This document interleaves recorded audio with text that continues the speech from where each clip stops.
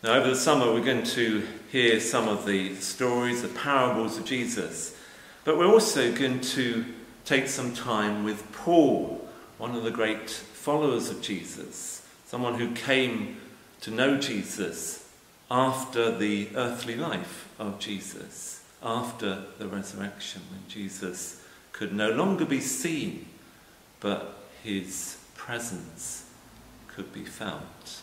And Paul certainly met him dramatically on that road to Damascus. There, on the road, he was determined to go and destroy this new Christian movement. He saw it as a threat to his own faith and to his own nation. But up on that road, he met in some amazing way Jesus. He had this vision. And Jesus was saying, "Why are you persecuting me?" And from that point, Paul came to learn about this loving, suffering God that Jesus shows us. And later in his life, he wrote this letter to the church in Rome. He wanted to introduce himself. It was a church he had never been to, never visited. But he wanted to give a summary of how he understood the impact of Jesus, not only on his life, but on the world as a whole. And in chapter 7, he talks very honestly about the struggles in his own life and how he went the wrong way and how God rescued him. God in Jesus rescued him from a life that was going wrong, that was messed up, and brought him back to that love of God that Jesus shows us.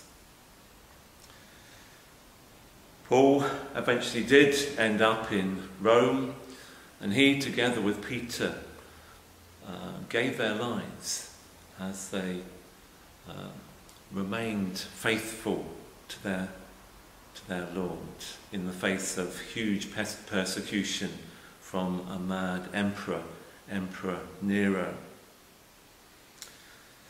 Yet it's Paul and Peter whose names are remembered and honoured to this day by millions of Christians across the world, not that mad Emperor Nero.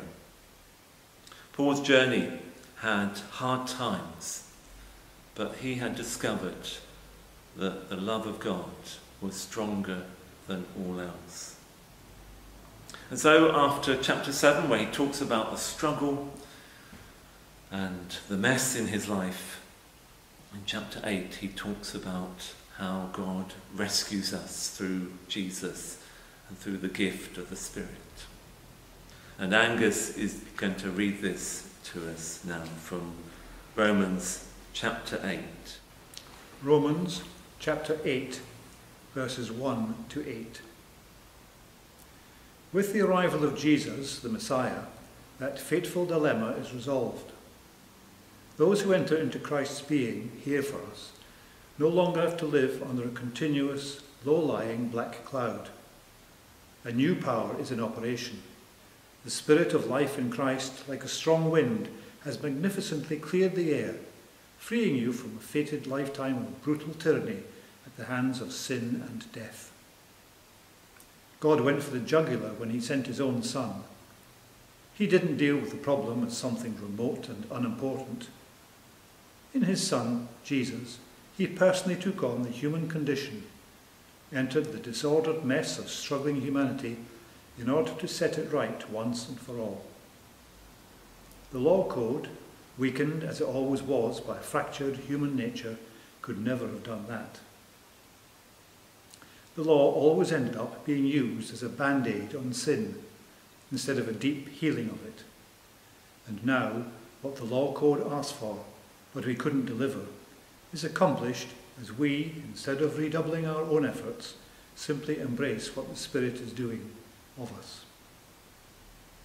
Those who think they can do it on their own end up obsessed with measuring their own moral muscle, but never get around to exercising it in real life. Those who trust God's action in them find that God's Spirit is in them, living and breathing God. Obsession with self in these matters is a dead end. Attention to God leads us out into the open, into a spacious, free life.